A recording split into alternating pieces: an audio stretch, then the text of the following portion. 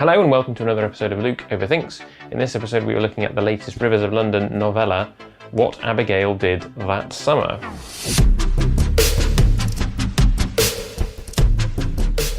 So this is the first time I've talked about Rivers of London on this channel, and this is perhaps a slightly odd place to start because it's novella number 3, book 11 overall in the series. So if you've not heard of this series before, I'm going to do a quick rundown. If you are up to speed, then use the time code down in the description to skip ahead. So I'm guessing most of you would have heard of Aaronovitch, who wrote 2 stories for the 7th Doctor back in the 1980s, then spent a while working as a bookseller for Waterstones when his writing career faltered, and then has had a resurgence and is now a full-time writer again because he's been writing Rivers of London novels for the last 10 years, I think. And this that we're talking about today is the latest one. But here's the rundown. There are 8 books in the main series, narrated by PC, now detective, Peter Grant, who is a mixed-race Londoner who is also a wizard. And he is one of the few wizards in the country, and he trains under his detective chief inspector, Thomas Nightingale. And the stories are detective stories, but also wizard stories, and there's all sorts of other magical fantasy stuff that goes on. There are the titular Rivers of London, who are rivers, but also they are sort of gods and goddesses that personify the river. If you dive into the series, you'll quickly pick this kind of stuff up. And there are other magical creatures. And those 8 novels in the main series follow Peter as he progresses both as a wizard and as a police officer, solving cases, learning more about his craft. There are also, I think we're now up to 8 graphic novels. I think I've read 6 of them that slot into that series from I think the first one appears after sort of book 4 or 5. Those aren't essential. They are very rarely referred to in the main series. They just add more flavour to the world. If you're into that kind of thing, if you're not, then that's fine. Those are co-written with Andrew Cartmel, who script edited Doctor Who back in the 80s. Then there are the 3 novellas, which is getting us to where we're talking about today. The first one is also narrated by Peter Grant. Probably should have said that. The 8 novels are first-person narratives from Peter's point of view. The first novella fits in between book 5 and 6, I think, and it's just a shorter case that he's part of. The second is called The October Man. That is narrated by Peter's German equivalent, called Tobias Winter, or is it Winter? I don't know enough German to know. I think it's probably Winter. Anyway, so from a similar point of view, from the point of view of being a policeman and a wizard, or training to be magic, it's not quite as clear where his training is at. He doesn't really get to do much magic in that one. But it's a similar feel, but set in a different country, and the differences between the way that the Germans and the British do their wizarding, and there's a whole load of history. Part of the whole magic of the series, or the interesting thing about the series, is that it tries to play with as much of the idea that this could be our world, and that there are reasons why most of the general public aren't aware that wizarding is a thing, that magic is a thing. I mean, it does reasonably frequently refer to Harry Potter in that kind of jokey sense. So there's obviously the effects of the Second World War on wizarding is a big theme as the series unfolds. So we come to the latest novella in the series. This is the second novella to be narrated by somebody other than Peter. And it's a story that has been alluded to a number of times in the main range. And it's been forthcoming for quite a while. We've known that this title was going to appear. And it happens concurrently with book 5, where Peter is off out of London for the first time, pursuing a case in the countryside. And this follows his niece, Abigail, who will one day be allowed to train as a wizard.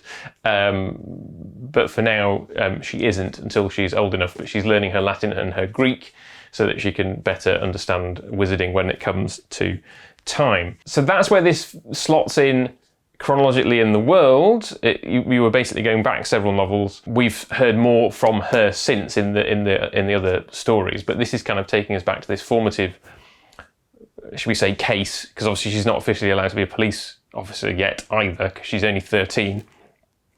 And it explains her relationship with the foxes, which comes up again now and again in the later stories.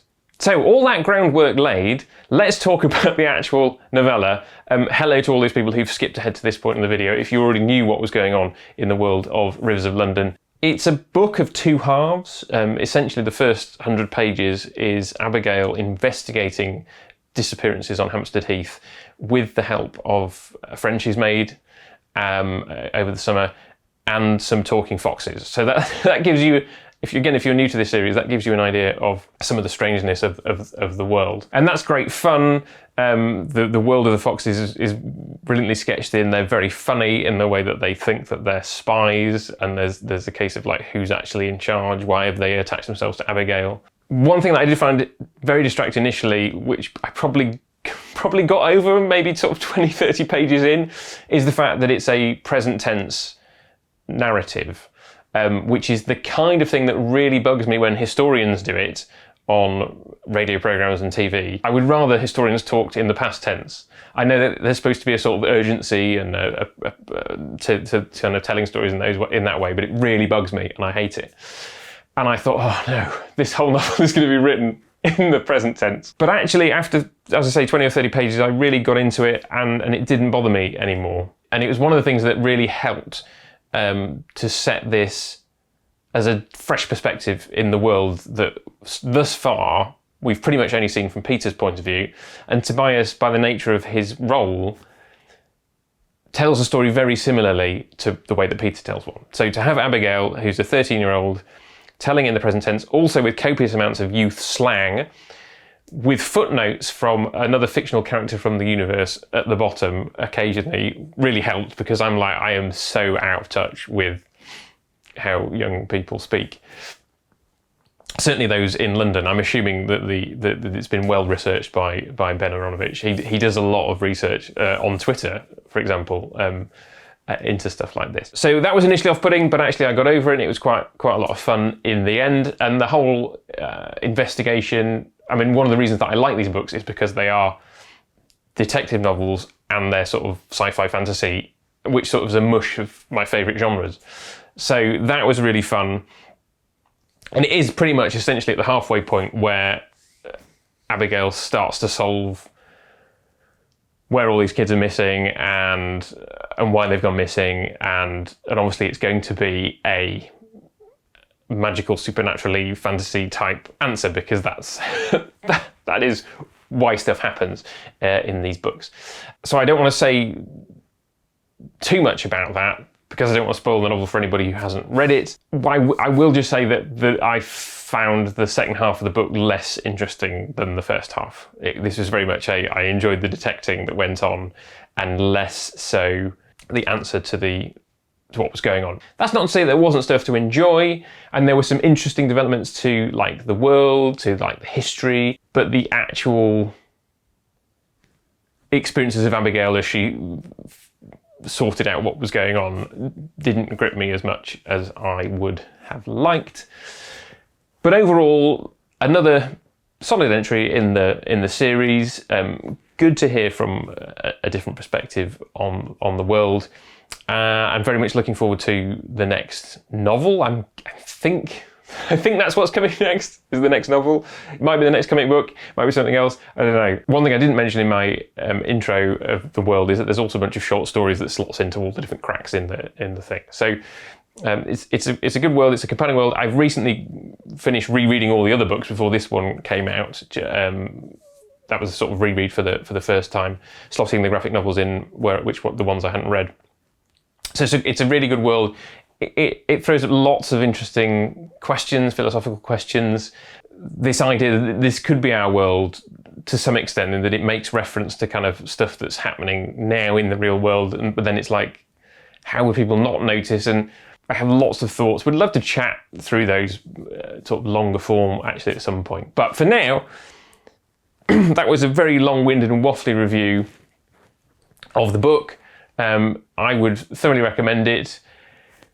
It wouldn't be a terrible place to start if you'd never read any Rivers of London before, I would say that with the novels, you really need to start with the first one because there's an ongoing arc that you would miss bits of and would spoil bits of if you jumped in later on. Whereas this stands alone. And yes, you wouldn't get the big picture, but as a story, you could definitely pick this up and start from here. But generally, yes, I would say find the first book, Rivers of London, read that, and come through and eventually find this one and enjoy it as I have. Next week, we're back to Target novels. I have read The Witchfinders. I am most of the way through Resurrection of the Daleks. So Witchfinders will be next time.